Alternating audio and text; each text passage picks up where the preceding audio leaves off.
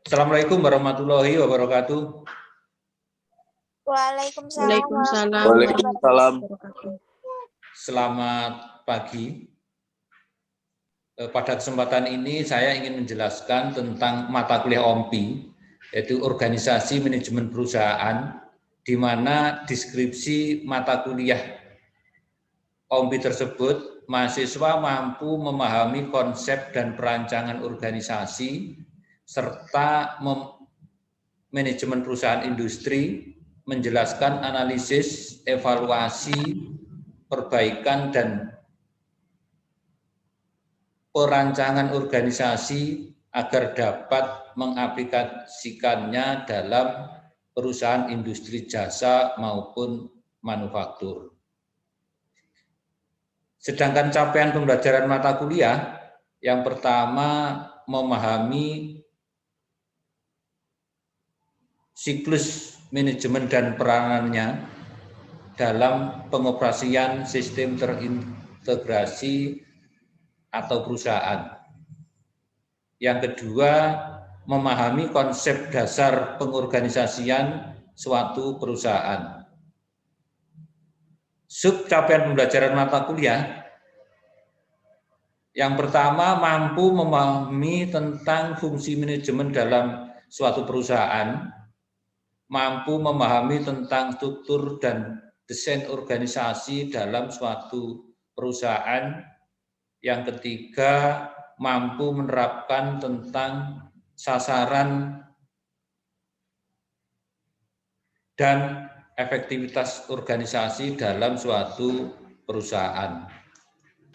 Di dalam RPS itu ada materi, ada silabus singkat, ada kontrak perkuliahan,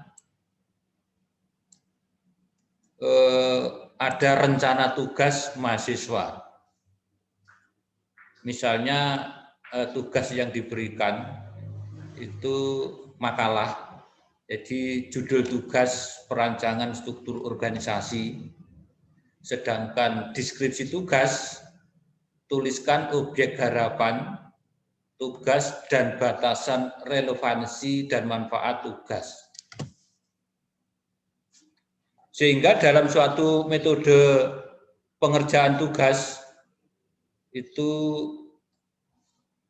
yang pertama memilih dan mengkaji perancangan organisasi sesuai dengan fungsi manajemen. Yang kedua membuat ringkasan dari perusahaan yang mempunyai sasaran jelas. Yang ketiga menentukan judul makalah dengan objek yang berbeda. Menyusun makalah secara kelompok, menyusun bahan dan slide presentasi makalah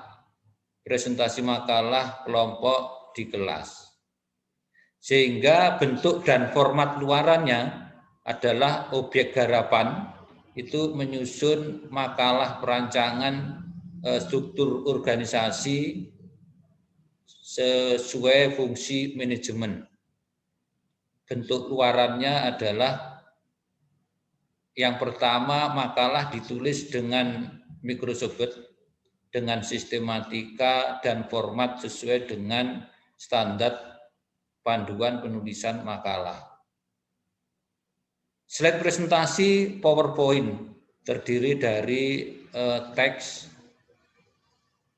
gambar, animasi atau video minimal 10 slide dikumpulkan dalam bentuk soft copy. Sehingga di sini ada beberapa indikator. Indikator yang pertama itu ringkasan hasil kajian literatur kurang lebih 20%. Itu meliputi tentang sistematika dan format yang telah ditentukan. Kemutakhirannya 5 tahun terakhir, kejelasan dan ketajaman meringkas atau kerapian tulisan. Yang kedua, makalah perancangan organisasi kurang lebih 30%. Meliputi ketepatan sistematika penyusunan makalah sesuai dengan standar penulisan, ketepatan tata tulis makalah sesuai dengan ejaan bahasa Indonesia yang benar, kerapian makalah yang dikumpulkan, kelengkapan penggunaan fitur-fitur yang ada dalam Microsoft Word dalam menulis makalah. Yang ketiga, penyusunan slide presentasi kurang lebih 20%, jelas dan konsisten, sederhana dan inovatif, menampilkan gambar dan font yang mudah dibaca, jika diperlukan didukung dengan gambar dan video yang relevan.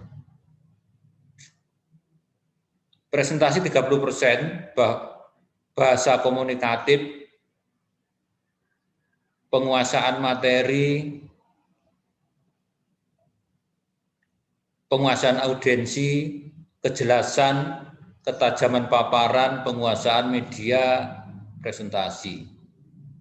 Sehingga dalam suatu evaluasi itu ada tugas 1, 25%, tugas 2, 25%, tugas 3, 25%, tugas 4, 25%, totalnya 100% diambil 70%-nya secara lembaga. Sedangkan evaluasi capaian pembelajaran itu 30%, sehingga A dan B itu 100%. Itu tentang evaluasi atau asesmen daripada mata kuliah OMPI. Mungkin ini yang bisa saya sampaikan. Selanjutnya tanya jawab, ya. Silahkan kalau ada hal-hal yang mau ditanyakan, saya beri waktu. Sebelum saya buka pertanyaan, bahwa untuk kisi-kisi soal keterkaitan dengan asesmen, kunjungi web perusahaan di BUMN untuk mendapatkan gambaran tentang struktur organisasi dan manajemen perusahaan tersebut. Kenapa BUMN? BUMN karena perusahaan pemerintah itu biasanya lengkap, tiap tahun ada laporan tahunannya. Sehingga tugas saudara mendeskripsikan salah satu contoh laporan tahunan yang ada tentang manajemen perusahaan yang saudara amati. Yang kedua, jelaskan struktur organisasi yang ada dalam perusahaan tersebut. Itu kisi-kisi soal tentang evaluasi OMPI. Mungkin ada pertanyaan, silahkan. Siapa? Iya, saya Pak Nur Ayu Irmawati, NIM 195326. Pak, boleh minta dijelaskan gitu Pak mengenai tahapan dalam proses manajemen Pak? Kan setahunya itu ada 4 tahapan gitu ya Pak. Boleh bisa minta tolong dijelasin gitu Pak? Terima kasih. Pertanyaan dari Ayu bahwa jelaskan 4 tahap dalam proses manajemen. Jadi perencanaan tadi merencanakan merupakan definisi mengenai organisasi di masa depan dan cara mencapai tujuan. Perencanaan berarti menentukan sasaran sebagai pedoman kinerja organisasi di masa depan, ditambah dengan penetapan tugas serta alokasi sumber daya yang diperlukan untuk mencapai sasaran organisasi.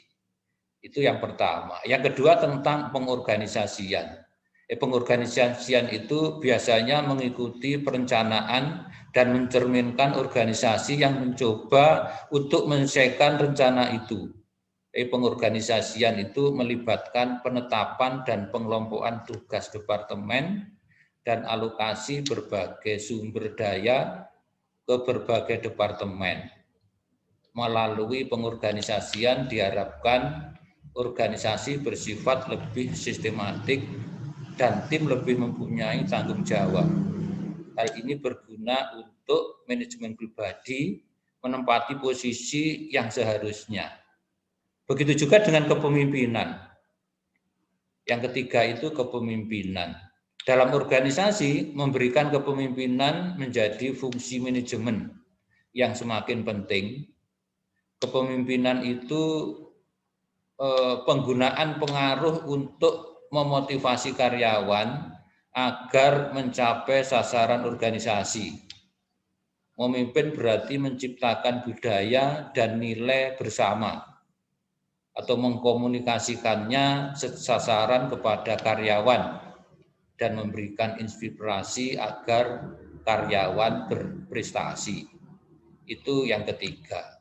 Sedangkan yang keempat tentang pengendalian atau controlling. Pengendalian itu proses manajemen, dan yang terakhir dalam proses manajemen itu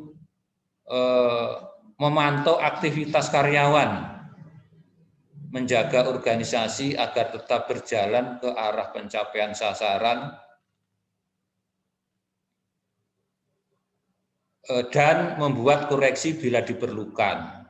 Jadi para manajer juga harus memastikan bahwa organisasi yang mereka atur bergerak menuju tujuan yang telah dicapai. Itu proses manajemen. Jadi mulai dari perencanaan, pengorganisasian, kepemimpinan, dan pengendalian.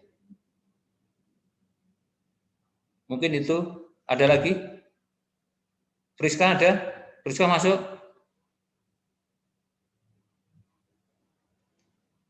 Iya, Pak. Bentar, Pak. Ya.